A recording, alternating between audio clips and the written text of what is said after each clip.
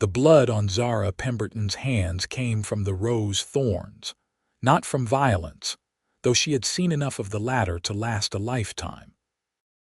She knelt in the Colorado, dirt outside her small cabin on the edge of Auray in the summer of 1878, coaxing life from seeds that most people said would never take root in this harsh mountain terrain. The town nestled in a box canyon surrounded by the San Juan Mountains, where the altitude made breathing difficult and growing things nearly impossible. But Zara had always possessed a stubborn streak wider than the Uncompahgre River that cut through the valley below.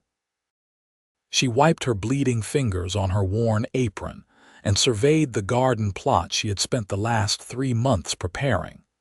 Tomato plants climbed makeshift trellises fashioned from branches. Beans wound their way up strings tied to wooden stakes. Lettuce and carrots pushed through the soil in neat rows that she tended every morning before the sun climbed high enough to bake the moisture from the earth. Her late husband had left her this cabin and 20 acres of rocky mountainside when he died in a mining accident 2 years prior, and she had transformed a corner of it into something beautiful. Most of the miners and merchants in Auray thought her strange. A 24-year-old widow living alone, refusing to remarry or take up respectable work as a seamstress or laundress. Instead, she sold vegetables and flowers to anyone willing to pay, though her real income came from the medicinal herbs she cultivated in the greenhouse she had built from salvaged window panes and timber. The local doctor, an elderly man named Abernathy, bought her feverfew, chamomile, and yarrow regularly, acknowledging that her preparations worked better than half the medicines shipped from Denver.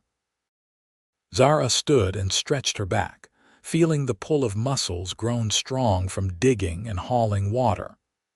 The June sun warmed her face as she looked toward the towering peaks that ringed the valley. Snow still capped the highest summits despite the summer heat, and she could see the dark line of evergreens marching up the mountainsides. This wild, beautiful country had claimed her heart, even as it had taken her husband, and she could not imagine living anywhere else. The sound of heavy boots on the path made her turn. She expected to see one of the miners from town, perhaps looking for salve for blistered hands or a tonic for digestive troubles. Instead, she found herself facing a man unlike any she had encountered in her 2 years of solitary living. He stood at least 6'4", with shoulders broad enough to fill a doorway and arms thick with muscle visible even beneath his buckskin shirt. Dark hair fell past his shoulders, tied back with a leather cord, and a full beard covered the lower half of his tanned face. But it was his eyes that caught her attention, pale blue and startling against his weathered skin, watching her with an intensity that made her acutely aware of how alone they were out here, beyond the hearing of her nearest neighbors. "You the woman who grows things." His voice was deep and rough, as though he did not use it often. Zara straightened her spine and met his gaze directly. She had learned not to show fear to men, even ones who looked like they could snap her in half without effort. "I am Zara Pemberton. I have a garden, if that is what you mean." He shifted the leather pack on his shoulder, and she noticed he carried a rifle with the ease of long familiarity. A mountain man, she realized. She had heard of them, the trappers and hunters who lived in the high country, coming to town only when they needed supplies or had pelts to trade. They were a different breed from the miners and settlers, more comfortable with silence and solitude than civilization. "Name is Fletcher Parrish," he said. "Doc Abernathy said you might have something for infected wounds that will not heal." Zara's professional interest overcame her wariness. "How long has it been infected?" "Near about a week. Scratched it on some brambles while tracking an elk, did not clean it proper. Now it is red and hot." She gestured toward her cabin. "Come inside. I will need to see it to know what will help." Fletcher hesitated, and she realized he was as uncertain about entering her home as she was about inviting him. But he nodded and followed her up the wooden steps to the porch she had built herself, plank by plank, learning carpentry from a book she borrowed from the town's small lending library. Inside, the cabin was simple but scrupulously clean. An iron stove occupied one corner, a narrow bed another. Shelves lined the walls, holding jars of dried herbs, seeds saved from previous harvests, and the few books she owned. A rough-hewn table and 2 chairs comprised her furniture, along with a rocking chair her husband had made during their brief marriage. "Sit," she said, pointing to one of the chairs.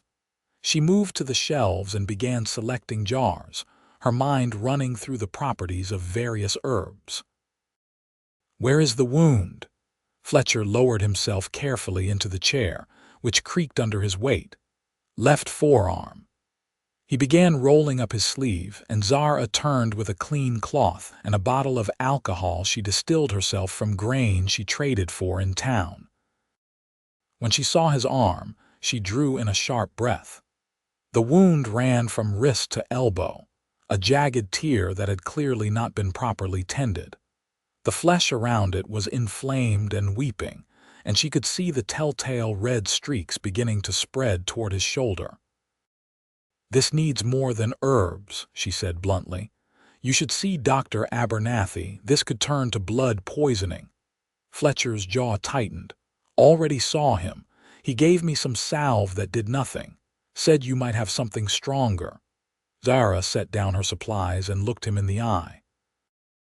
"If I treat this, you will do exactly as I say. I will need to clean it thoroughly, which will hurt, and you will need to come back every day for a week while I change the dressing and apply fresh poultice. Can you do that?" Something flickered in those pale blue eyes. Surprise, perhaps, that she spoke to him so directly. "Yes, madam." She nodded and set to work. First, she poured alcohol over the wound, and to his credit, Fletcher made no sound beyond a sharp intake of breath. She cleaned away the pus and dead tissue with gentle but firm strokes, then applied a poultice made from plantain leaves, comfrey root, and golden seal that she had prepared earlier that week. As she worked, she was aware of the sheer size of him, the way his muscles tensed and released under her touch, the controlled strength in his stillness. "How did you learn this?" he asked as she wrapped his arm with clean linen. "Books, mostly. Trial and error. My mother knew some plant lore and I built on that." Zara tied off the bandage and stepped back. "There. Keep it dry, keep it clean. Come back tomorrow morning and I will change the dressing." Fletcher stood, rolling his sleeve down carefully over the bandage. "What do I owe you?" she considered. Most of her customers paid in trade goods or small amounts of cash. $2 for the treatment and supplies, less if you have something to trade.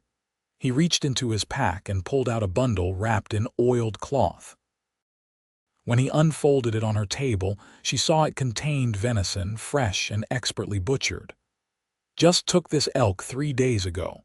Meat is still good. This enough." Zara felt her mouth water. She had not eaten meat in weeks, subsisting mainly on eggs from her chickens, vegetables from her garden, and the occasional fish she caught in the river. "More than enough. Take some back with you. Keep it. I have more up at my camp." He rewrapped the portion he wanted her to have and left the rest on her table. "Tomorrow morning, you said?" "Yes, early before the sun gets too hot." He nodded and moved toward the door, then paused. "You live up here alone?" Zara felt a flicker of the old defensiveness. "I do." "I manage quite well." "Did not say you did not." He looked around the cabin, his gaze taking in the sturdy construction, the well-organized shelves, the garden visible through the window. "Just seems like hard country for a woman on her own." "It is hard country for everyone," she replied.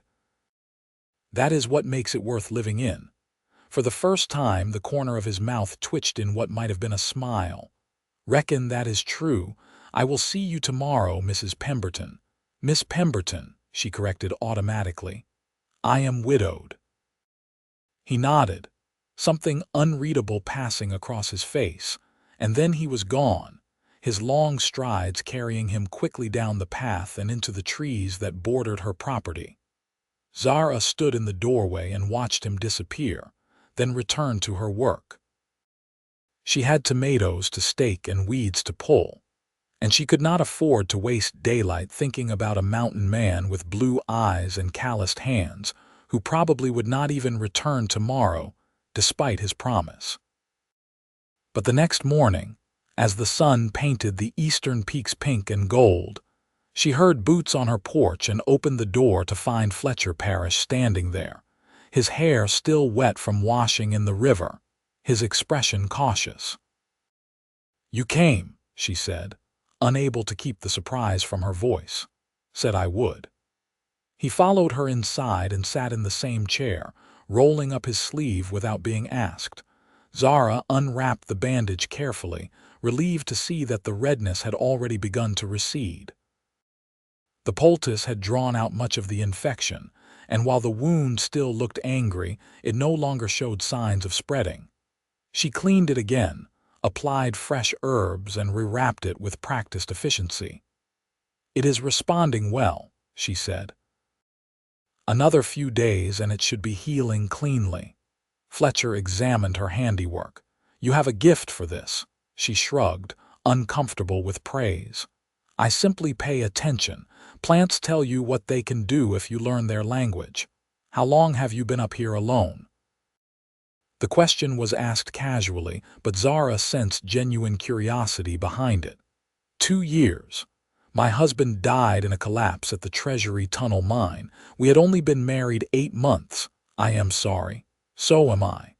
She began putting away her supplies. "But feeling sorry does not bring him back or pay for supplies, so I learned to do what I could with what I had." Fletcher stood, and in the small cabin, his size seemed even more pronounced. "Your garden," he said. "Never seen anything like it this high up. Most folks say nothing will grow proper above 8,000 feet. Zara felt a flush of pride. "Most folks give up too easily. You have to choose the right varieties, protect them from frost, amend the soil. It can be done. You do all that yourself. Who else would do it?" He nodded slowly, and she had the sense that he understood something about her that most people missed. The satisfaction of relying on yourself, of building something with your own hands, of proving that you could survive in a place that wanted to break you. "I will come back tomorrow," he said. And he did, and the day after that, and the day after that. Each morning, Fletcher appeared on her porch as the sun rose, and each morning Zara attended his wound and watched it heal under her care. By the 4th day, they had fallen into a pattern. He would arrive, she would change his bandage, and then he would linger, asking questions about her plants or offering observations about the weather and the wildlife in the high country. On the 5th morning, she found him staring at her tomato plants with a puzzled expression. "These should not survive the nights," he said. "Temperature drops too low." Zara smiled. "Come with me." She led him around the side of the cabin to where she had constructed a small greenhouse from salvaged window panes and timber. Inside, the air was warm and moist, and tomato plants climbed nearly to the ceiling, heavy with green fruit. Herbs grew in neat rows, and she had even managed to coax a lemon tree into producing a single precious fruit. Fletcher walked slowly through the narrow space, his expression one of genuine wonder. "You built this. Every bit of it. Took me 6 months to collect enough glass, and I nearly broke my neck installing the roof, but it works. I can grow things here year-round." He reached out and touched a tomato gently, as though afraid it might disappear. "Never seen the like, not up here." Something in his tone made her look at him more closely. "Where is your camp, Fletcher?" He gestured vaguely toward the peaks to the west. "About 10 miles up, near Imogen Pass." I have a cabin there, but it is nothing like this. Just a place to sleep and store pelts. You live up there alone, for the past 12 years. Came west from Ohio after the war. Could not stomach being around people anymore, so I headed into the mountains and stayed. Zara did the calculation in her head. That would make him around 32 or 33, assuming he had been old enough to fight in the war. Do you ever get lonely? Fletcher was silent for a long moment. Used to. Got accustomed to it after a while, started to prefer it. He paused. But lately it has been feeling different, empty maybe. She understood that feeling all too well. I know what you mean. Their eyes met, and something passed between them, an acknowledgement of shared experience, of understanding what it meant to choose solitude and then discover it had become a prison as much as a refuge. Your arm is nearly healed, Zara said, breaking the moment. 1 or 2 more days and you will not need to come back. What if I wanted to come back anyway? Her heart did an unexpected skip. Why would you want to do that? Fletcher moved closer, and she was suddenly very aware of how much space he took up, how the greenhouse seemed to shrink around his broad shoulders. Because I have spent the last 5 mornings looking forward to seeing you. Because you are the first person in years who has not looked at me like I am something dangerous to be avoided. Because when I am here, I remember what it feels like to want to be around another human being. Zara's breath caught. She had told herself not to hope, not to imagine that his daily visits meant anything beyond a patient following his healer's instructions. But the raw honesty in his voice undid something in her chest that had been locked tight since her husband's death. I am not looking for charity or pity, she said carefully. I have built a life here on my own terms. I can see that. I am not offering charity. I am asking if I can court you proper, the way a man courts a woman when he is interested in more than friendship. She searched his face, looking for any sign of deception or ulterior motive, but found only sincerity and a vulnerability that seemed at odds with his massive frame and mountain-hardened exterior. You barely know me. I know you are strong enough to live alone in country that breaks most men. I know you have hands that can bring things to life and heal what is broken. I know you speak your mind plain and expect others to do the same. That is more than most folks learn about each other in years of acquaintance. Zara felt a smile tugging at her lips despite her efforts to remain serious. You do not say much, but when you do, you say a lot. Spend enough time alone and you learn to make words count when you use them.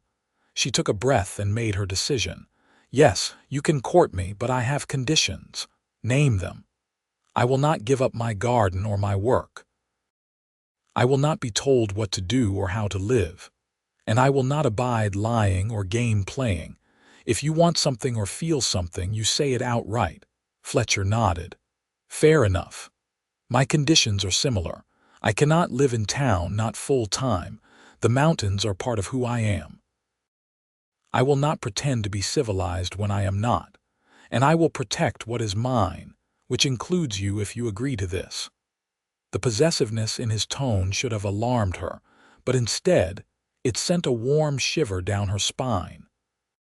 She had been alone for so long, responsible for everything, defending her choices and her independence against constant judgment. The idea of someone strong enough to stand beside her, to share the weight of survival, was more appealing than she wanted to admit. Then we have an understanding, she said. Fletcher reached out and took her hand, his palm rough and warm against her smaller fingers. I will come back tomorrow, not for bandages, just to see you. I would like that. He left after she changed his bandage one final time, and Zara spent the rest of the day in a daze, her mind spinning with possibilities and fears in equal measure. She had thought herself content with solitude, had convinced herself that she needed no one. But Fletcher had walked into her life and reminded her that there was a difference between surviving alone and truly living. True to his word, he returned the next morning carrying a fresh caught trout and a bouquet of wildflowers he had gathered from the high meadows. Zara accepted both with a pleasure that surprised her, and they ate breakfast together at her small table, talking about everything and nothing. Fletcher told her about tracking a cougar through fresh snow, about the abandoned mine shafts that dotted the high country, about a family of marmots that had taken up residence near his cabin. She told him about her experiments with different soil amendments, about the challenges of keeping deer and elk out of her garden, about the book on botany she had ordered from a catalog and was waiting to arrive from Denver. The days began to blur together in the best possible way. Fletcher came down from his mountain camp every morning, sometimes bringing game or fish, sometimes just himself. He helped her repair a section of fence that elk had knocked down, showed her how to track the movements of the deer so she could predict where they would try to enter her garden, and built her a better irrigation system that diverted water from a nearby spring. In return, she cooked meals that he said were the best he had eaten in a decade, tended the minor injuries that came from living rough in the mountains, and listened when he talked about the loneliness he had endured for so long. One evening in late July, they sat on her porch and watched the sun set behind the peaks, painting the sky in shades of orange and purple that seemed impossible in their intensity. Fletcher had stayed later than usual, helping her harvest beans and potatoes, and now they sat in comfortable silence, shoulders nearly touching. "I have been thinking," Fletcher said finally, his deep voice breaking the quiet. "About what?" "About winter. Snow up at my camp gets 20 feet deep some years. I cannot make it down here every day once the pass is close." Zara had been thinking about the same thing, though she had not wanted to voice it. The idea of not seeing him for months, of returning to the solitude she had once cherished, now felt unbearable. "When do the passes usually close?" "Late October, sometimes early November. Depends on the snow." He turned to look at her, his blue eyes serious. "I could move my camp down here. Build a cabin on your land if you would allow it, close enough to see you regular but far enough to give you space."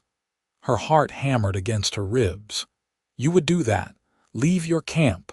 Already spend more time down here than up there?" "And truth is, Zara, I cannot imagine going back to the way things were before. Being alone used to suit me fine. Now it just feels like wasting time I could be spending with you." She reached out and took his hand, lacing her fingers through his. "Then build your cabin. Not far away, though. I have gotten accustomed to seeing you every day. I do not want that to change." Fletcher squeezed her hand gently, careful of his strength. "You sure? Folks in town already talk about you living up here alone. Having a mountain man building on your land will give them more to gossip about." "Let them talk. They have always talked. I stopped caring what they thought a long time ago." He raised her hand to his lips and kissed her knuckles, a gesture so tender it brought tears to her eyes. "Then I will start tomorrow. I know a good spot just beyond your garden plot. Good drainage, protected from the wind. I can have the basic structure up in a few weeks." Zara leaned her head against his shoulder, feeling the solid warmth of him, the steady rhythm of his breathing. "I never thought I would want this again. After Thomas died, I told myself I was better off alone." "What changed?" "You did. You reminded me that being alone and being lonely are two different things. I was not lonely until you showed me what it felt like to have someone again." Fletcher wrapped his arm around her shoulders, and she fit against his side as though she had been designed for that exact spot. They sat like that until the stars came out, bright and countless in the thin mountain air, neither of them wanting to break the moment. The next morning, Fletcher began work on his cabin. He chose a spot about 50 yards from Zara's, near a stand of pine trees that would provide shelter and shade. She watched him work as she tended her garden, marveling at the efficiency of his movements.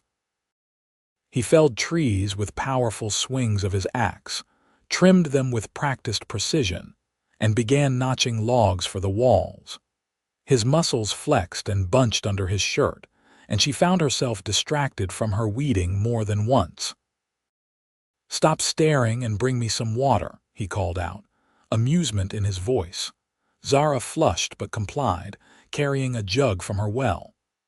Fletcher drank deeply, water droplets catching in his beard, and she resisted the urge to reach up and wipe them away. "How long did it take you to learn all this?" she asked, gesturing at the partially constructed cabin. "My father was a carpenter back in Ohio. Taught me the trade before I ran off to war. Figured if I survived, I would need a way to make a living. Turns out building things is one of the few skills that translates well to living in the mountains." What was the war like? She had not asked before, sensing it was a painful subject, but watching him work, she wanted to know more about the experiences that had shaped him. Fletcher set down the jug and wiped his mouth. "Hell on earth. Watched friends die for causes that never made sense to me. Killed men who probably did not want to be there any more than I did. Came home to find my parents dead from fever and my sister married off to a man I never met. Decided I was done with all of it and headed west." "Do you regret it? Leaving everything behind?" He considered the question seriously. "Used to. In the early years, I thought maybe I was running away instead of building a new life. But then I realized there is no shame in seeking peace after you have seen too much violence. I found that peace up in these mountains, or I thought I did, until I met you and realized I had just been numb, not peaceful." Zara moved closer and placed her hand on his chest, feeling his heartbeat strong and steady beneath her palm. "You gave me something too, a reason to want more than just survival. I had convinced myself that my garden and my work were enough, that I did not need anything else. But you showed me I was wrong." Fletcher covered her hand with his, dwarfing it completely. "We make a strange pair, two people who ran from the world and found each other in the middle of nowhere. Maybe that is exactly why it works." He leaned down and kissed her then, slow and sweet, and Zara felt something bloom in her chest that had nothing to do with her garden.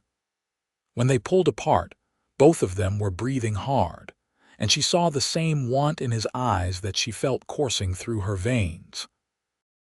"I should get back to work," Fletcher said, his voice rough, "or I will never get this cabin built." Zara smiled and stepped back. "Then I will stop distracting you." But over the next few weeks, they distracted each other constantly. Fletcher would take breaks from construction to help her in the greenhouse, and she would bring him lunch and stay to talk.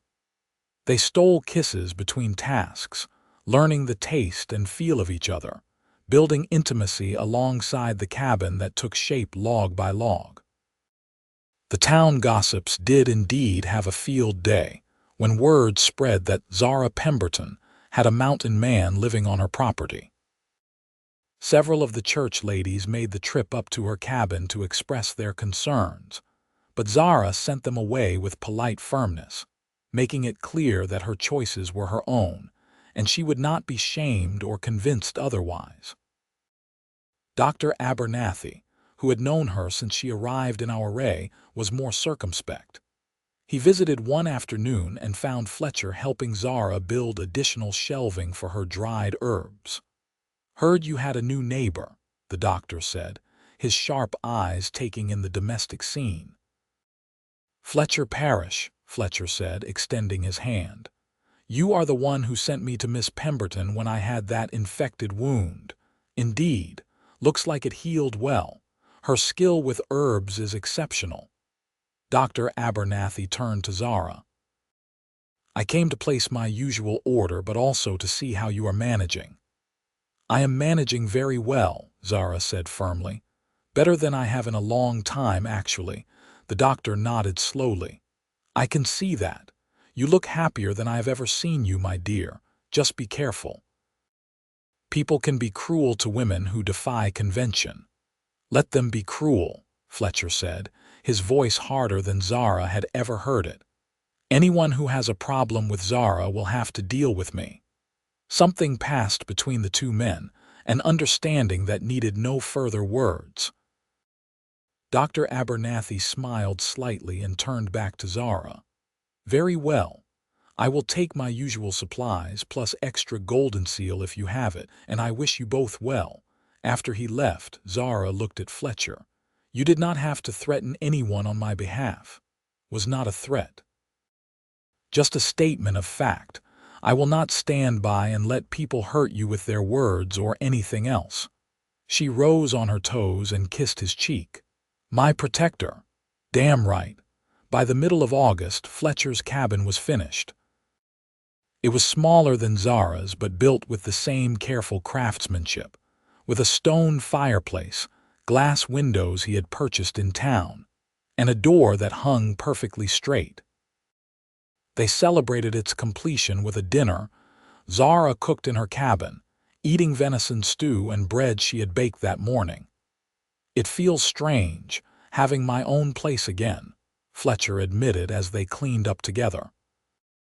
Been living rough for so long, I almost forgot what it is like to have walls and a roof that does not leak. You can still spend time up at your old camp when you need to, Zara said. I do not want you to feel trapped. He pulled her close, wrapping his arms around her waist. I am not trapped. I am exactly where I want to be. She tilted her face up to his, and he kissed her with a passion that made her knees weak. His hands roamed her back, and she clutched at his shoulders, feeling the hard muscle beneath her fingers. When they finally broke apart, both of them were breathing hard. Zara, Fletcher said, his voice strained. I want you. More than I have ever wanted anything, but I will not rush you or push you into something you are not ready for. She looked into his eyes and saw the truth of his words, the desire tempered with respect and genuine care. I want you too. But you are right, we should wait. Do this properly. He nodded, though she could see the effort it cost him. Then I should go to my cabin before I lose what little restraint I have left. Zara watched him go, her body still humming with unfulfilled need, and wondered how much longer they could maintain this careful distance. The answer came sooner than she expected. In late August, a group of miners passing through on their way to a new claim stopped at her cabin to buy vegetables. Most of them were polite enough, but one, a rough-looking man with a scar across his cheek, made comments that crossed the line from appreciation to lewdness. A woman like you should not be wasting herself on gardens, he said, his eyes traveling over her body in a way that made her skin crawl. You need a real man to take care of you. I take care of myself just fine, Zara said coldly, and if you want to buy vegetables, you will keep a civil tongue in your head. The man laughed and stepped closer. What are you going to do about it if I do not? You are all alone up here. She is not alone. Fletcher's voice came from behind the man, low and dangerous. Zara looked past the miner and saw Fletcher standing there, his rifle held loosely in one hand, his expression carved from stone. The other miners had gone quiet, watching with the wary attention of men who recognized a predator when they saw one. The scarred man turned slowly and found himself face to face with Fletcher, who topped him by at least 4 inches and outweighed him by 50 pounds of solid muscle. Who the hell are you? I am the man who is going to break your jaw if you do not apologize to the lady and leave her property right now. The miner looked like he wanted to argue, but something in Fletcher's eyes changed his mind. Sorry, madam, he muttered to Zara. No offense meant. Leave, Fletcher said flatly. All of you, and spread the word that Zara Pemberton is under my protection. Anyone who bothers her will answer to me. The miners left quickly, and Zara let out a breath she had not realized she was holding. Fletcher set down his rifle and crossed to her in 3 long strides, pulling her into his arms. "Did he hurt you?" "No, just scared me a little. I have dealt with worse before, but thank you for stepping in." Fletcher pulled back and looked down at her, his expression fierce. "I meant what I said. You are under my protection. Anyone who wants to get to you goes through me first." Zara felt something shift inside her, the last of her reservations crumbling away. This man, this strong, fierce, gentle man, had chosen her. Had walked away from his solitary life to build a cabin on her land and stand between her and anyone who would do her harm. She was done waiting, done being careful and cautious. "Fletcher," she said quietly, "stay with me tonight in my cabin, in my bed." His eyes widened, then darkened with want. "Are you sure?" "I have never been more sure of anything in my life." He swept her up in his arms as though she weighed nothing and carried her into the cabin, kicking the door shut behind them. They made love as the sun set and the stars came out, learning each other with hands and mouths and whispered words. Fletcher was gentle despite his size, careful and attentive, bringing her pleasure she had never imagined possible. Afterward, they lay tangled together in her narrow bed, her head on his chest, his fingers tracing patterns on her bare shoulder. "I love you," Fletcher said into the darkness. "I have loved you since the day you stood in your garden with dirt on your hands and told me you would heal me. I did not know it then, but you healed more than just an infected wound. You healed something in my soul I thought was broken beyond repair." Tears pricked Zara's eyes. "I love you too. You make me feel strong and cherished at the same time, like I can be exactly who I am and it is enough." "More than enough. You have always been more than enough. You are everything." They fell asleep wrapped around each other, and when Zara woke in the morning to find Fletcher still there, his arm heavy across her waist, she felt a completeness she had never known. Over the next few weeks, they settled into a new rhythm. Fletcher spent most nights in her cabin, though he kept his own place for the work he did on his pelts and equipment. They worked together in the garden and the greenhouse, and Zara found that having help meant she could expand her operations. They built additional beds for vegetables, constructed cold frames for extending the growing season, and even began planning a second greenhouse for the spring. In early September, Fletcher took her up into the high country to see his old camp. They rode horses he had purchased in town, climbing steep trails that offered breathtaking views of the valley below.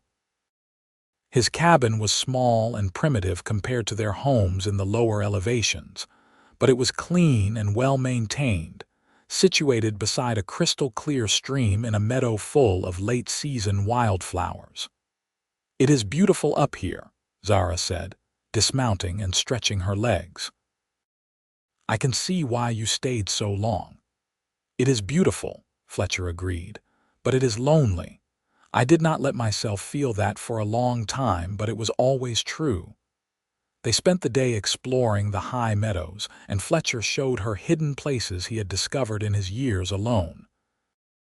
A waterfall that cascaded down moss-covered rocks, a grove of ancient pines that seemed to whisper secrets in the wind, a ridge where they could see for miles in every direction, mountain peaks marching away to the horizon.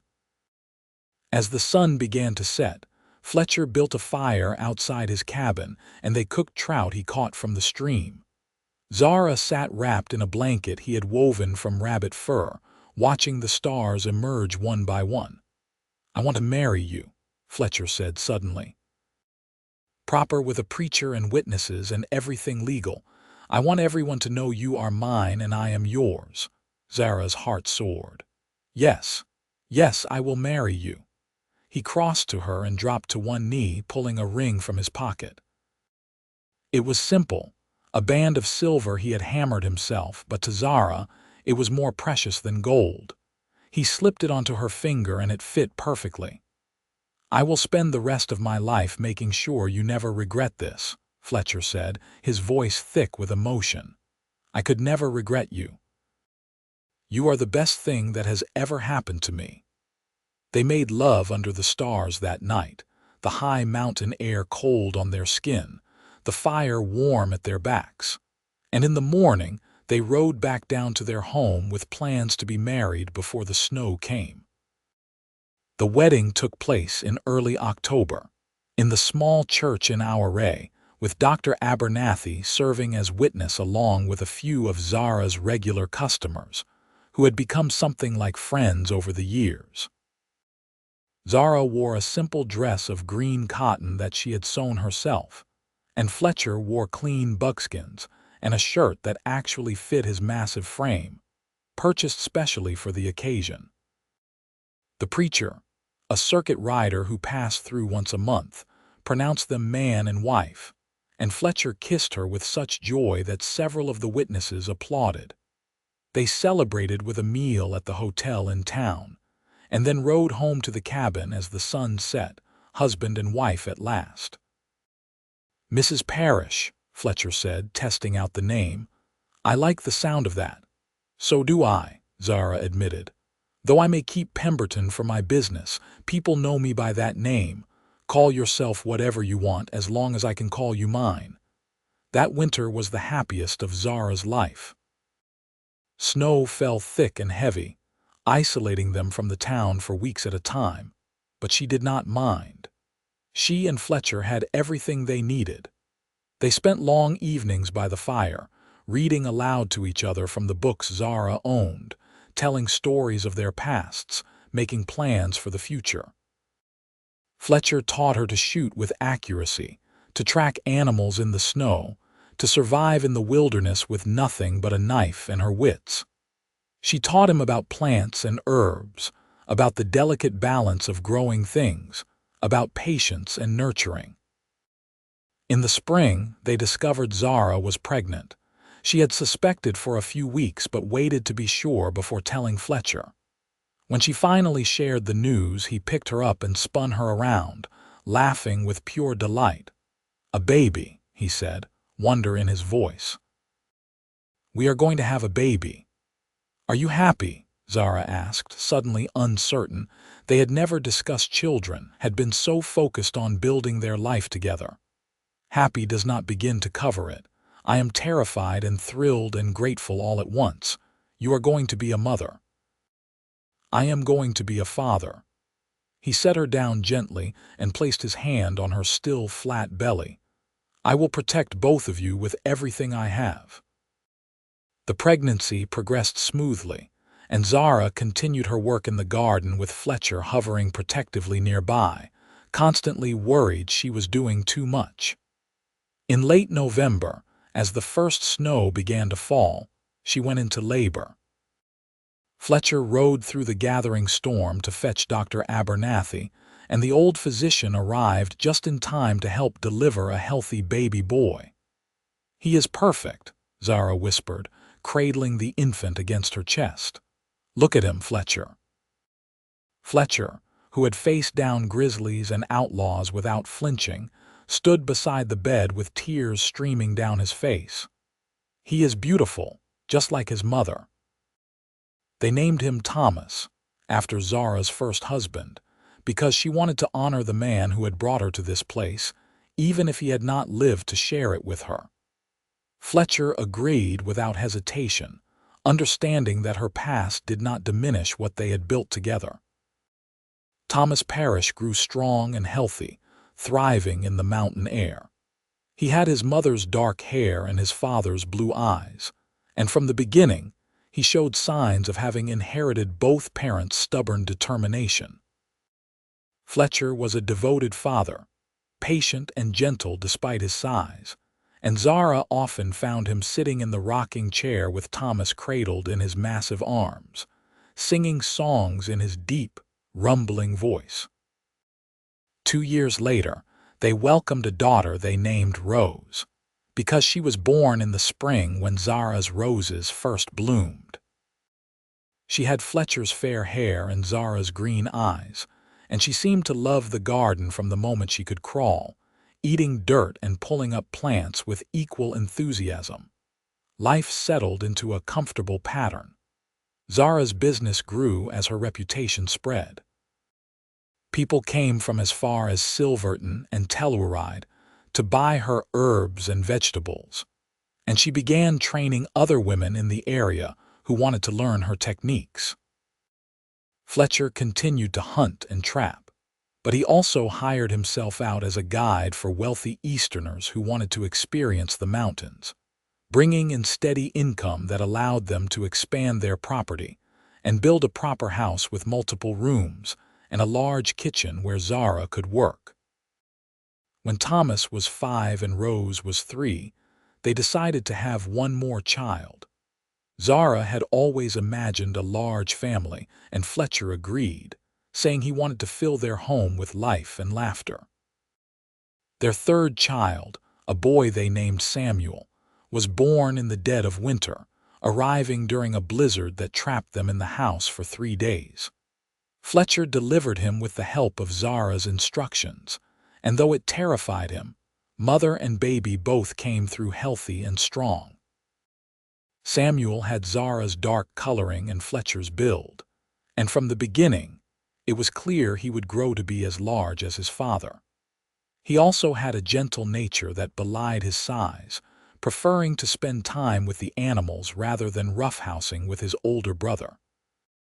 As the children grew, Zara and Fletcher made sure they understood the value of hard work and the importance of treating the land with respect. Thomas learned to track and hunt with his father, becoming skilled with a rifle by the time he was 8. Rose followed her mother everywhere, learning the names and properties of every plant in the garden, developing an instinctive understanding of what each one needed to thrive. Samuel, quieter than his siblings, showed a talent for working with wood, carving small animals and tools with a skill that reminded Fletcher of his own father. The years passed in a blur of seasons.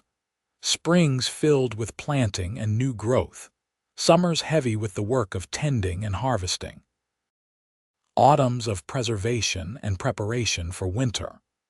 Winters spent close to the fire, telling stories and teaching the children to read and write and figure. When Thomas turned 10, a group of investors from Denver came through our array, talking about building a railroad that would connect the mining towns and bring more commerce to the area. They held a meeting in town, and Fletcher attended out of curiosity, bringing Zara along. "The railroad will change everything," one of the investors said, pointing to maps and diagrams. "We will be able to ship ore out faster, bring supplies in more easily. Towns like our array will boom." Zara and Fletcher exchanged glances. They had seen what boom times did to small communities. The influx of people, the rise in crime, the destruction of the natural landscape. "What about the land?" Fletcher asked. "The wildlife, the forests?" The investor waved his hand dismissively. "Progress requires sacrifice. The economic benefits will far outweigh any environmental concerns." Fletcher stood abruptly. "Come on, Zara, we have heard enough."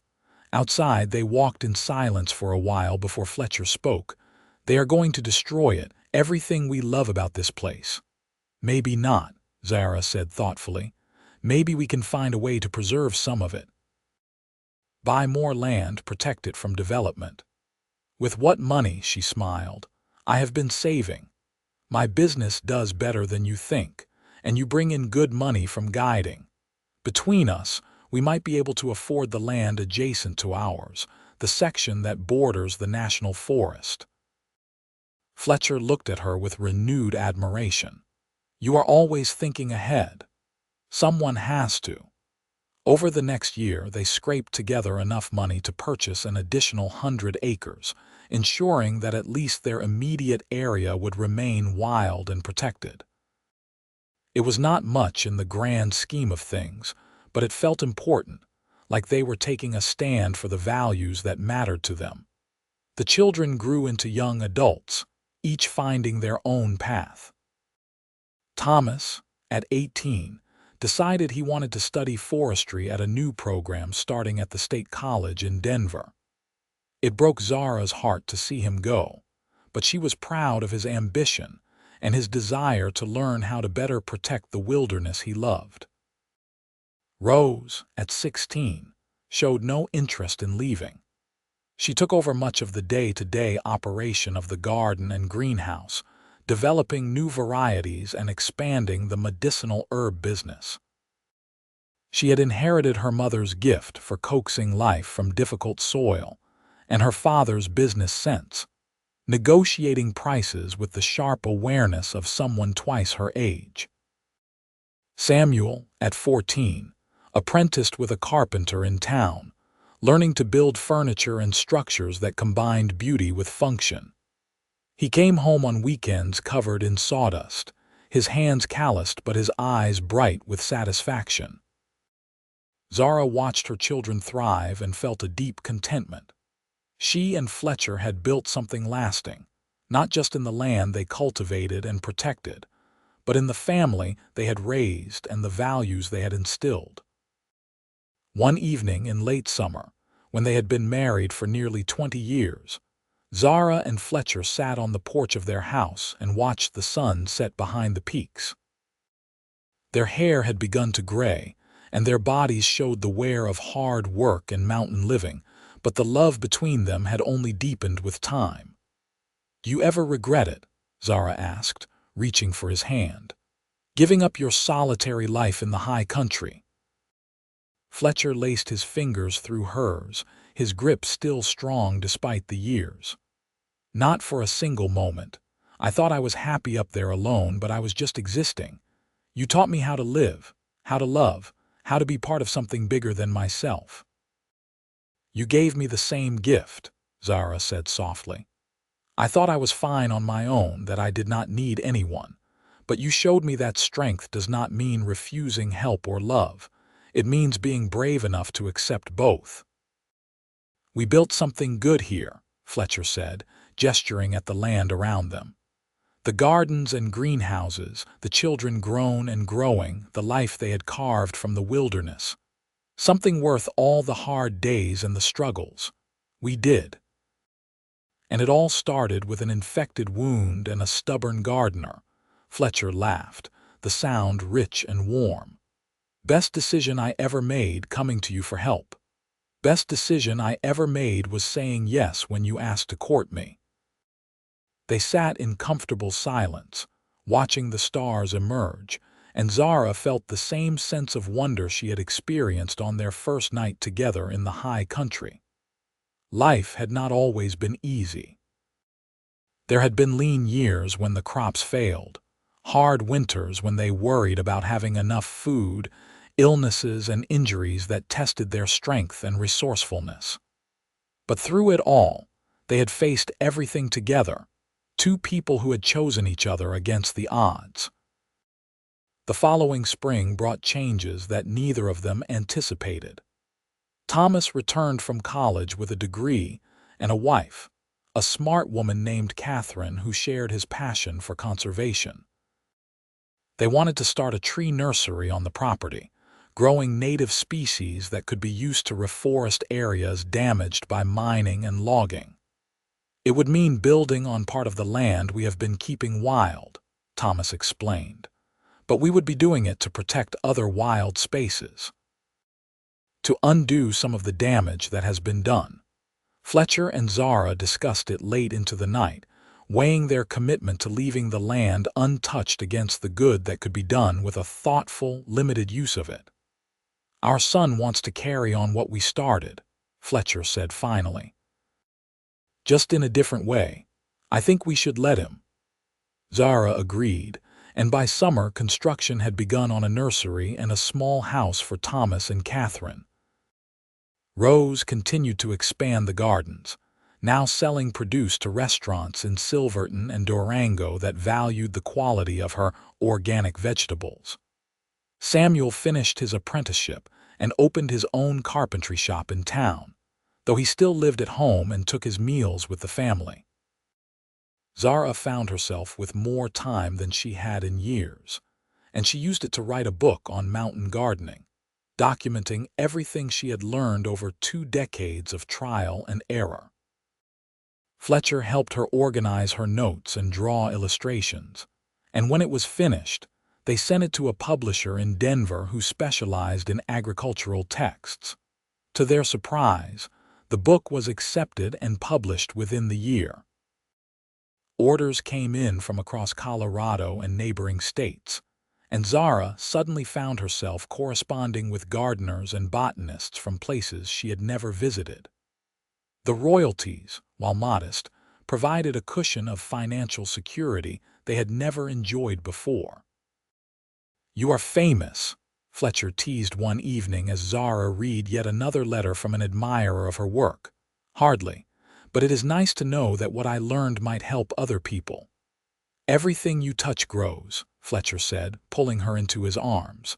"Plants, children, knowledge. You have a gift for bringing things to life." "I learned from the best," she replied, kissing him softly. "You taught me that growth requires patience and care, that sometimes the strongest things are the ones that take the longest to develop." They were approaching 60 now, their children grown and building lives of their own, and Zara sometimes marveled at how quickly the years had passed. But she had no regrets. Every hard-won harvest, every child raised, every season survived had been worth it for the life they had built together.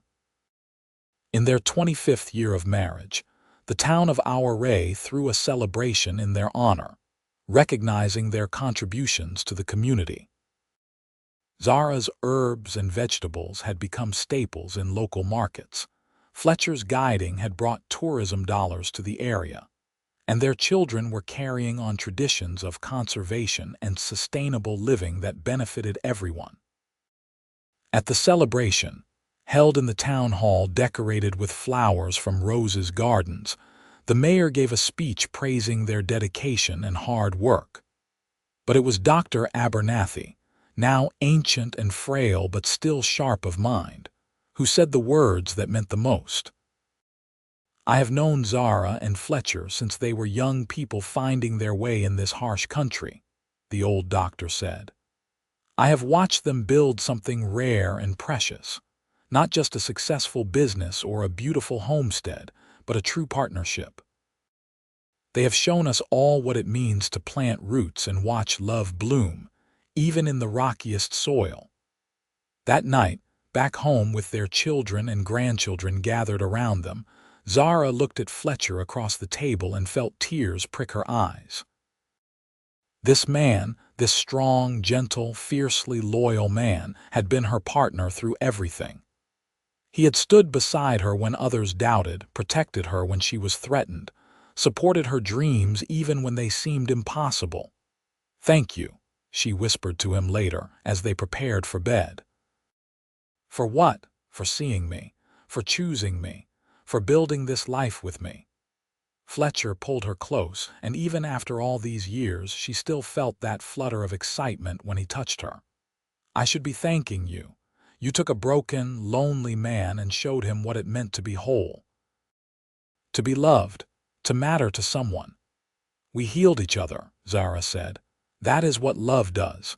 It takes two incomplete people and makes them stronger together than they ever could have been apart." The years continued to pass, bringing joys and sorrows in equal measure.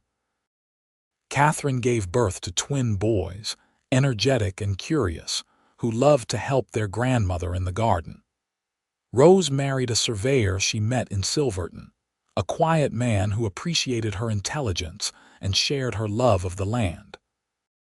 Samuel never married, content to live simply and focus on his craft, creating furniture that was sold across the state. When Zara and Fletcher reached their 70s, they began to slow down, passing more responsibilities to their children. But they still spent every day together, working side by side in the garden that had become smaller but no less productive, walking the land they had fought to protect, sitting on the porch and watching the sun set behind the peaks that had witnessed their entire love story. One spring morning, When the first flowers were pushing through the last of the melting snow, Fletcher woke to find Zara already up and outside. He dressed slowly, his joints stiff with age, and went to find her. She was kneeling in her garden, her hands in the earth, planting seeds for what would be her 50th growing season in this place. "You are up early," he said, sitting on the bench he had built beside the garden years ago. "Could not sleep. I kept thinking about everything we have accomplished here, everything we have built." Fletcher watched her work, her movements still sure despite the arthritis that plagued her fingers. "We have had a good life." "The best life," she agreed. "Better than I ever imagined possible when I was a young widow living alone, wondering if I would survive another winter." "You would have survived. You are the strongest person I have ever known." Zara sat back on her heels and looked at him, her eyes still bright despite the lines around them. "I am strong because you made me feel safe enough to be vulnerable. You gave me the space to grow into who I was meant to be." Fletcher stood and crossed to her, kneeling beside her in the dirt despite the protest of his knees. "Zara Pemberton, I have loved you for more than half my life. Every moment with you has been a gift. Every day I wake up grateful that you said yes to a rough mountain man who did not know the first thing about love." "You knew more than you thought," she said, cupping his weathered face in her dirt-stained hands. "You knew how to be loyal and true. How to protect without smothering. How to support without controlling. That is love, Fletcher, and you have given it to me every day for nearly 30 years." They kissed there in the garden, two old people who had weathered time and hardship and emerged stronger for it. And when they pulled apart, Zara returned to her planting with Fletcher at her side, helping her set each seed at the proper depth, covering them gently with soil, watering them with care. That evening, surrounded by their children and grandchildren for Sunday dinner, a tradition that had persisted through all the years, Zara looked around the table and felt a profound sense of completion. This was what she had always wanted without knowing it. Not just survival, not just independence, but connection. Family. Love that grew and spread and put down roots so deep nothing could shake it loose. Fletcher caught her eye and smiled, and in that smile she saw everything they had been to each other. Patient and healer, mountain man and gardener. Husband and wife, partners in every sense of the word. After dinner, they walked together to the spot where Fletcher had built his first cabin on her land, the place where their courtship had truly begun. The cabin still stood, though they used it now for storage, and the trees around it had grown tall and strong. "You remember when you said you wanted to court me proper?" Zara asked, leaning against his side. "I remember being terrified you would say no. That you would tell me to finish healing and go back to my mountain. I almost did. I was so scared of wanting again, of needing someone and then losing them." Fletcher wrapped his arm around her shoulders. "But you did not say no. You were brave enough to take a chance on us." "Best gamble I ever took." They stood there as the stars came out, just as they had done countless times over the years, and Zara felt the same sense of rightness that had filled her on their wedding day. This man, this life, this love.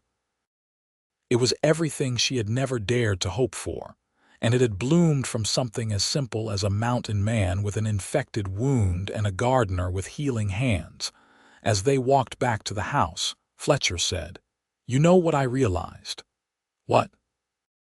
"That greenhouse you built, the one where we first really talked about courting, it is still standing, still growing things.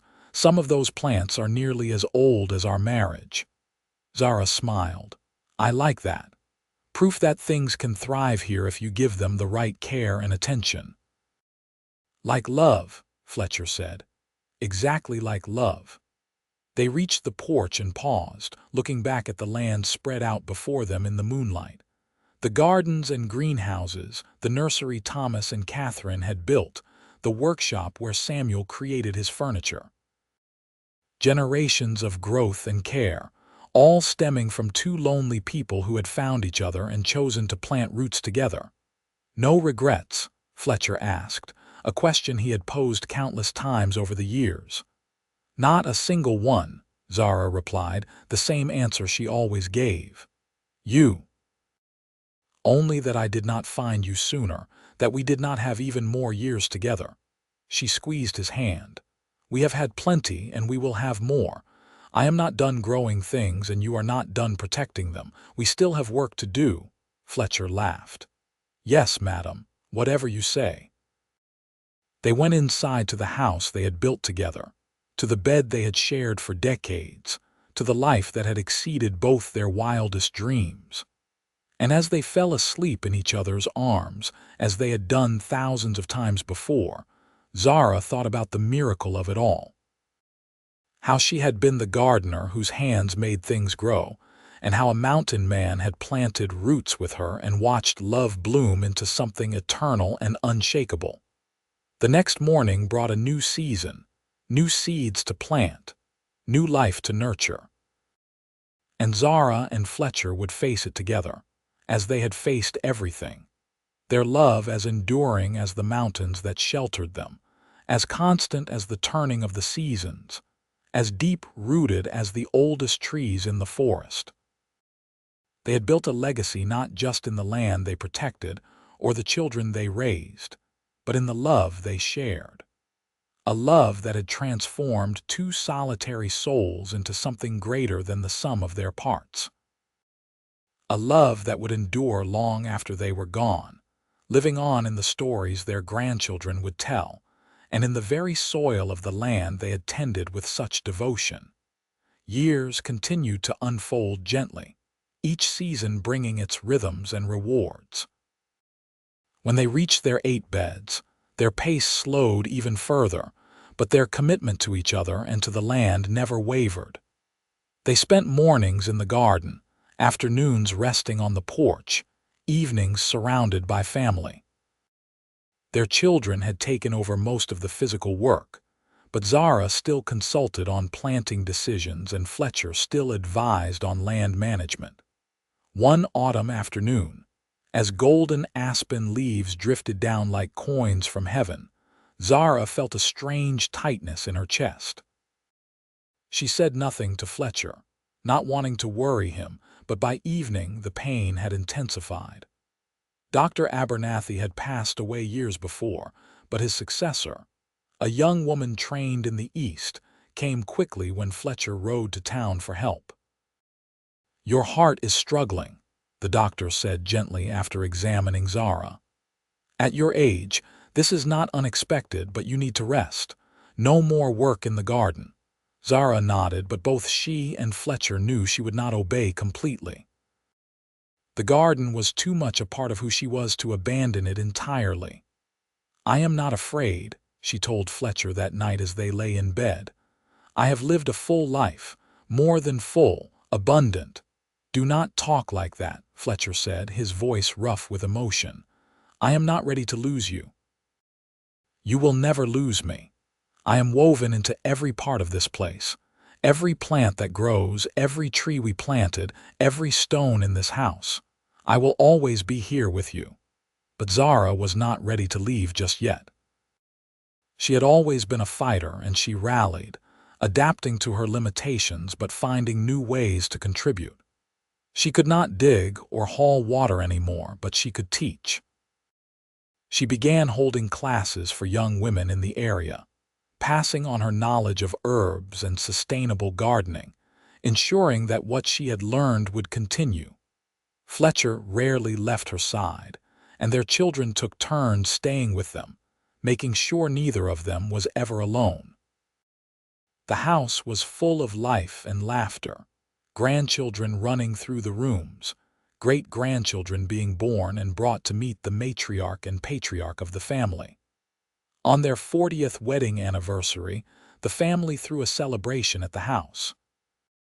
3 generations gathered, along with friends from town and customers who had become like family over the years.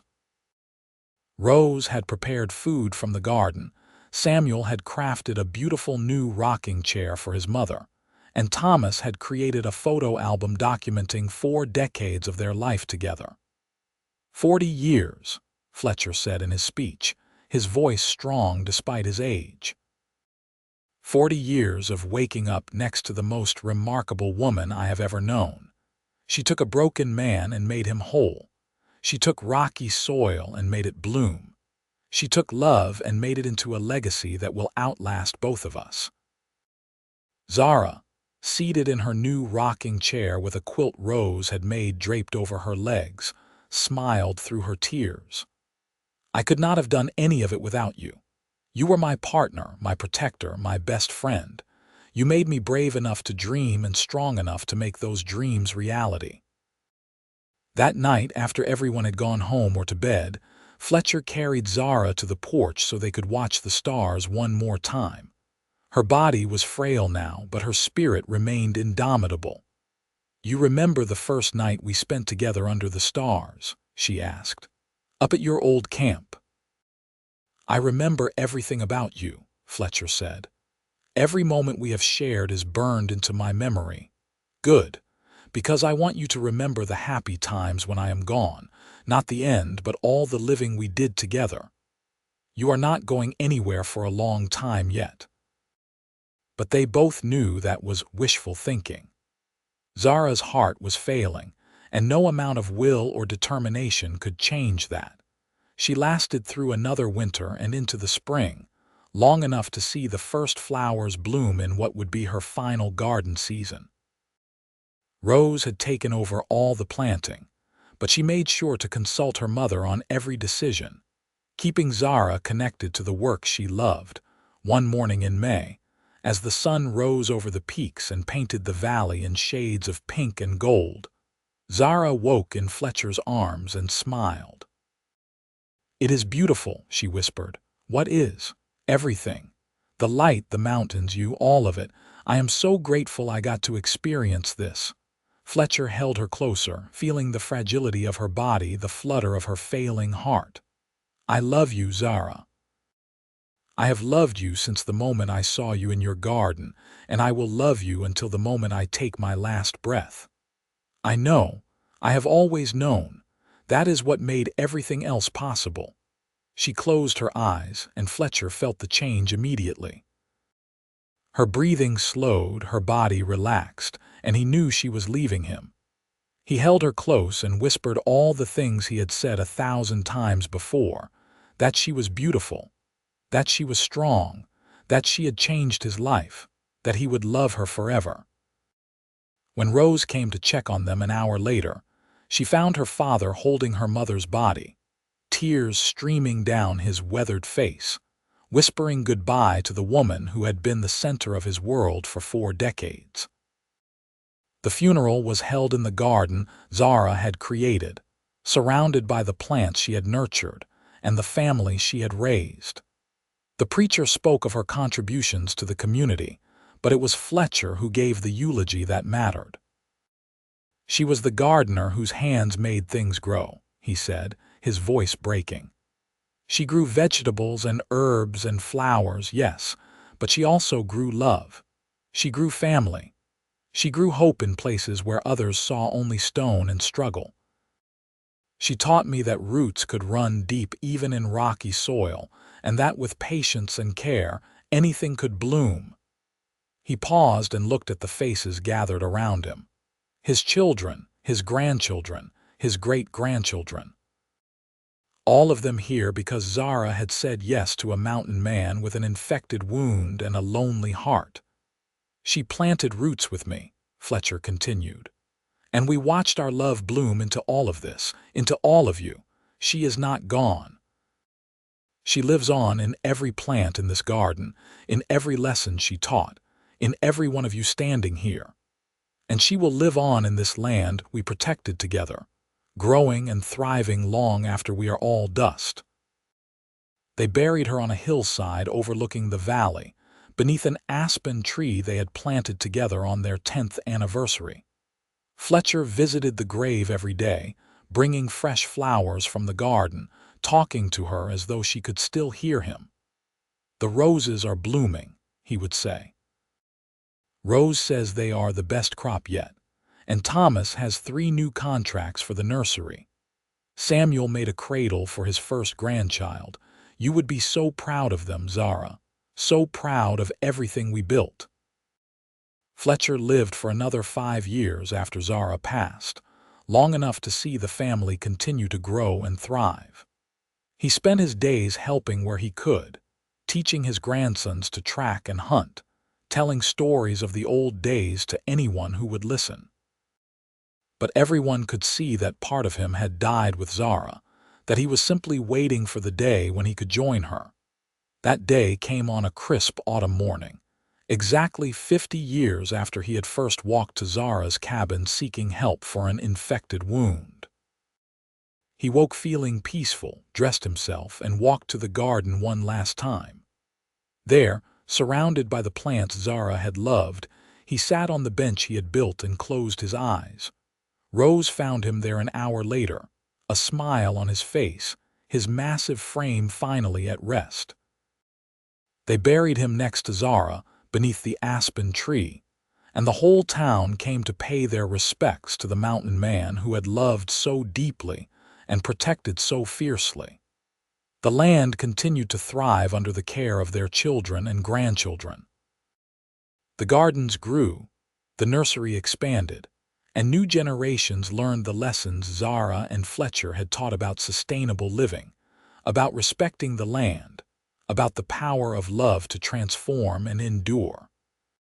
And sometimes, on quiet evenings when the sun set behind the peaks, family members swore they could feel the presence of their ancestors in the garden. A whisper of wind that carried the scent of roses, a warmth that had nothing to do with the sun, a sense of peace and rightness that could only come from love that had planted roots so deep nothing could ever tear them loose. The story of Zara and Fletcher became legend in our ray, passed down through generations. The gardener whose hands made things grow and the mountain man who planted roots with her, watching love bloom in the most unlikely of places. Their legacy lived on not just in the land they had protected or the family they had raised, but in the simple truth they had proven. That love, when tended with care and patience and devotion, could grow anywhere, even in the rockiest soil, even in the harshest climate. Even in 2 hearts that had been broken and lonely and convinced they were better off alone. They had found each other against all odds, built something beautiful from nothing, and left the world richer for their having been in it. And that, in the end, was all anyone could hope for. A life well lived, a love deeply felt, a legacy that would endure in the garden that still bore Zara's name. Flowers continued to bloom each spring, proof that what she had planted had taken root so deeply it would never fade. And on the land Fletcher had helped protect, trees grew tall and strong, sheltering new generations who would learn the same lessons about patience, perseverance, and the transformative power of love. The story was complete. The circle closed.